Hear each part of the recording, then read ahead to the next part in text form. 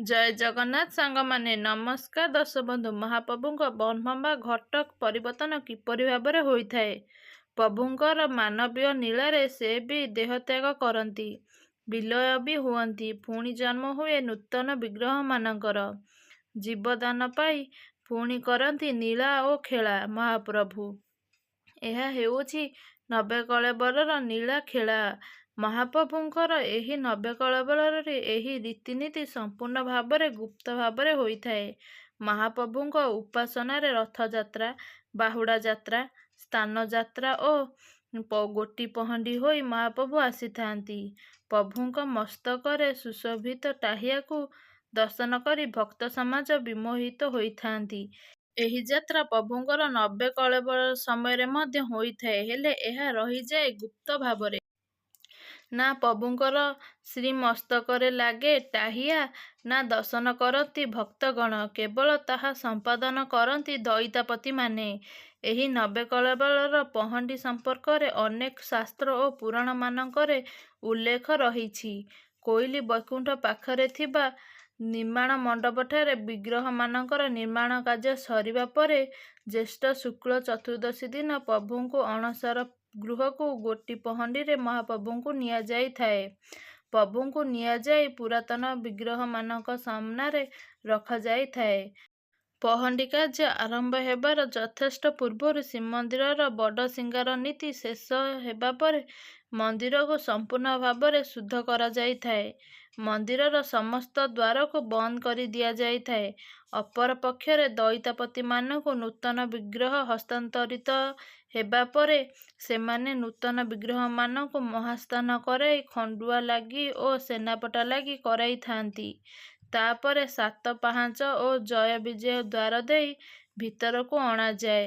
ପ୍ରଭୁଙ୍କୁ ପିଣ୍ଡିରେ ରଖାଯାଇଥାଏ। ଏହି ସମୟରେ ଶ୍ରୀମନ୍ଦିରର ବେଢ଼ା ଓ ଶ୍ରୀମନ୍ଦିର ବାହାରେ ଥିବା ବିଦ୍ୟୁତ୍ ଆଲୋକକୁ ସମ୍ପୂର୍ଣ୍ଣ ଭାବରେ ବନ୍ଦ କରି ଦିଆଯାଇଥାଏ। ମନ୍ଦିର ଭିତରେ ଦଇତା ସେବକ ଓ ପତି ମହାପାତ୍ରଙ୍କ ବ୍ୟତୀତ କୌଣସି ସେବକ ରହନ୍ତି ନାହିଁ। କେବଳ ପତିତପାବନ ଦେଉଳ ସମ୍ମୁଖରେ ଦେଉଳକରଣ ପାଟଖଣ୍ଡା ଧରି ସିଂହଦ୍ୱାର ଦେଉଳ ଗୁମୁଟ ବାରଣ୍ଡାରେ ଜଗି ରହିଥାନ୍ତି। ଏହି ସମୟରେ ସମ୍ପୂର୍ଣ୍ଣ ଅନ୍ଧକାର ହୋଇଥାଏ। ପ୍ରଭୁଙ୍କ ବ୍ରହ୍ମ ପରିବର୍ତ୍ତନ ସମ୍ପୂର୍ଣ୍ଣ ଭାବରେ ବିଦ୍ୟୁତ୍ ନିର୍ବାପିତ ହେବା ପରେ ହିଁ କରାଯାଇଥାଏ। କେବଳ 22 ପାହାଚରେ ଏକ କ୍ଷୁଦ୍ର ଦୀପ ଜଳୁଥାଏ। ମନ୍ଦିର ଶୁଦ୍ଧ ହେବା ପରେ ଦଇତାପତିମାନେ କୋଇଲି ବୈକୁଣ୍ଠକୁ ଯାଇ ବଳକା ସମସ୍ତ ଅବ୍ୟବହୃତ ଦାରୁକୁ ସ୍ଥାୟୀ ଦାରୁଘରେ ରଖନ୍ତି। ତାପରେ ନବନିର୍ମିତ ଦାରୁକୁ ପ୍ରଥମେ ସୁଦର୍ଶନ, ତାଙ୍କ ପରେ ବଳଭଦ୍ର, କ୍ରମରେ ମା ସୁଭଦ୍ରା ଏବଂ ଶେଷରେ ପ୍ରଭୁ ଶ୍ରୀଜଗନ୍ନାଥଙ୍କୁ ଗୋଟି ପହଣ୍ଡିରେ ନିର୍ମାଣ ମଣ୍ଡପଠାରୁ ବିଜେ କରାଇ ଅଣସର ପିଣ୍ଡିକୁ ଆଣନ୍ତି। ପୂର୍ବରୁ ନାଶଦାନରୁ ଯାହାକି ନାଶିତ ହୋଇ ଗୋଟିଏ ରଥରେ ଅଧିଷ୍ଠିତ ହୋଇ ଶ୍ରୀମନ୍ଦିର ଭିତରେ ବେଢ଼ା ପରିକ୍ରମା କରି ଅଣସର ପିଣ୍ଡିକୁ ମଧ୍ୟ ଆସିଥାନ୍ତି। ପୁରାତନ ବିଗ୍ରହମାନଙ୍କ ସତ୍ୟାବରଣ ଏବଂ ଲୋପ ସଂସ୍କାର ଆଦିକୁ 2 ଦିନ ଆଗରୁ ଅନାବରଣ କରାଯାଇଥାଏ। ପୁରାତନ ବିଗ୍ରହମାନଙ୍କୁ ନୂତନ ବିଗ୍ରହମାନଙ୍କ ସମ୍ମୁଖରେ ସ୍ଥାପନା କରାଯାଇଥାଏ। ଯେଉଁ ସେବକ ଏହି କାର୍ଯ୍ୟକୁ ସମ୍ପାଦନ କରିଥାନ୍ତି, ତାଙ୍କ ଆଖିରେ ଅନ୍ଧପୁଟୁଳି ବାନ୍ଧି ଦିଆଯାଇଥାଏ ଏବଂ ସେ ସ୍ପର୍ଶ ଅନୁଭବ କରି ନ ପାରିବା ପାଇଁ କଉଣି ପର୍ଯ୍ୟନ୍ତ ତାଙ୍କ ହାତକୁ ପାଟକନାରେ ବାନ୍ଧି ଦିଆଯାଇଥାଏ। ତାପରେ ତାଳଗ୍ରାହୀ ଓ ଦଇତାପତି ପତିମହାପାତ୍ର ପୁରାତନ ବିଗ୍ରହମାନଙ୍କ ନାଭି ସ୍ଥଳରୁ ବ୍ରହ୍ମକୁ କାଢ଼ି ରୂପାବଟା ଉପରେ ପଞ୍ଚାମୃତ ମହାସ୍ନାନ ଓ ଶୀତଳ ପତି ଭୋଗ କରି ନୂତନ ବିଗ୍ରହମାନଙ୍କଠାରେ ତାଙ୍କୁ ସ୍ଥାପନା କରନ୍ତି। ଏହାକୁ ବ୍ରହ୍ମ ବଦଳ ବୋଲି କୁହାଯାଏ। ଏହି କାର୍ଯ୍ୟ ସମ୍ପୂର୍ଣ୍ଣ ରହସ୍ୟ ଓ ଗୁପ୍ତ ଭାବରେ କରାଯାଇଥାଏ। ଏହି ବ୍ରହ୍ମ ଠାକୁରଙ୍କ ବ୍ରହ୍ମସ୍ଥଳୀରେ ସ୍ଥାପନା କରାଯାଇଥାଏ। ବ୍ରହ୍ମରନ୍ଧ୍ରରେ ଏହି ବ୍ରହ୍ମ ସ୍ଥାପନା କରିବା ସମୟରେ ପୂର୍ବରୁ ପ୍ରସ୍ତୁତ କସ୍ତୁରୀ, କର୍ପୂର, ଚନ୍ଦନ, ନିର୍ଦ୍ଦିଷ୍ଟ ଶୁକ୍ଳ ପୁଷ୍ପ, ତୁଳସୀ ଇତ୍ୟାଦି ସଂଲଗ୍ନ କରାଯାଇଥାଏ। ଏହାଦ୍ୱାରା ନାଶଦାରୁକୁ ସମ୍ପୂର୍ଣ୍ଣ ଭାବରେ ବନ୍ଦ କରି ଦିଆଯାଇଥାଏ। ତାପରେ ବସ୍ତ୍ରମାନ ଗୁଡ଼ାଇ ଦିଆଯାଇଥାଏ। ଏହି ବସ୍ତ୍ରର ନାମ ହେଉଛି ବଜ୍ର କାଛେଣୀ।